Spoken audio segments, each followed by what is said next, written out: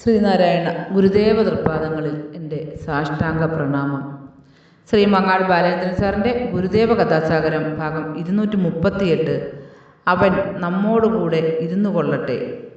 ഭാഗം 238 അവൻ നമ്മോടുകൂടെ ഇരുന്നു കൊള്ളട്ടെ ഇവിടെ ആരംഭിക്കുന്നു. ഗുരുദേവൻ കാഞ്ചീപുരം ശ്രീനാരായണ സേവാശ്രമത്തിൽ എഴുന്നള്ളിയ ഒരവസരത്തിൽ ഈറോഡിൽ നിന്നും കുറേ ഭക്തന്മാർ അവിടെ വന്നു ചേർന്നു. ഈറോഡിലെ ഭവാനി എന്ന സ്ഥലത്ത് അവർ ഒരു ക്ഷേത്രം പണി കഴിപ്പിച്ചിട്ടുണ്ടായിരുന്നു.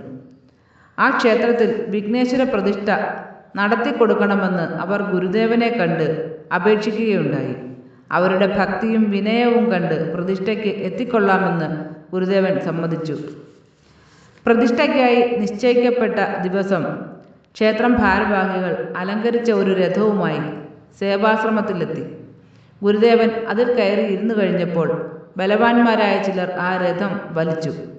രഥം കടന്നു പോകുന്ന വഴികളെല്ലാം കൊടിതോരണങ്ങൾ വിതാനിച്ചും പതാകകൾ നാട്ടിയും വളരെ ആകർഷകമാക്കിയിട്ടുണ്ടായിരുന്നു. ആ രഥം ഭവാനി എന്ന സ്ഥലത്തെത്തിയപ്പോൾ ജനങ്ങളുടെ തിക്കും തിരക്കും വളരെ വർദ്ധിക്കുകയുണ്ടായി.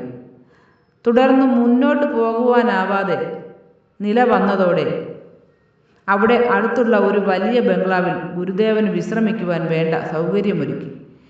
ഗുരുദേവൻ ആ ബംഗ്ലാവിൻ്റെ നടയിൽ തമിഴിൽ ഓരോ തമാശകൾ പറഞ്ഞുകൊണ്ടിരുന്നു. കുറച്ചു കഴിഞ്ഞപ്പോൾ കാലിലും കൈക്കും ചങ്ങലയിട്ട് കെട്ടിയ നിലയിൽ ഒരു മുഴുഭ്രാന്തനെ 5-6 ആളുകൾ ചേർന്ന് അവിടേക്ക് കൊണ്ടുവന്നു. ഇടയ്ക്കിടെ അവൻ കയറിയ വന്യമൃഗത്തെ പോലെ അമറുന്നുണ്ടായിരുന്നു. അതുകണ്ട് ആളുകൾ പരിഭ്രമിച്ച് പിന്നോക്കം മാറി. അവനെ ബന്ധിച്ചിരുന്ന ചങ്ങല കൂട്ടിപ്പിടിച്ചിരുന്ന ബലവാന്മാരോട് ഗുരുദേവൻ ചോദിച്ചു, അവനൊരു മനുഷ്യനല്ലേ, മൃഗമല്ലല്ലോ? ചങ്ങല പിടിച്ചിരുന്ന ഒരുവൻ, സ്വാമി, ഈ ചങ്ങല വിട്ടാൽ അവൻ മൃഗത്തെപ്പോലെയാണ്. ഗുരുദേവൻ അവൻ്റെ കൈകാലുകളിൽ ചങ്ങല ഉരഞ്ഞുണ്ടായ വ്രണങ്ങളിലേക്ക് നോക്കി.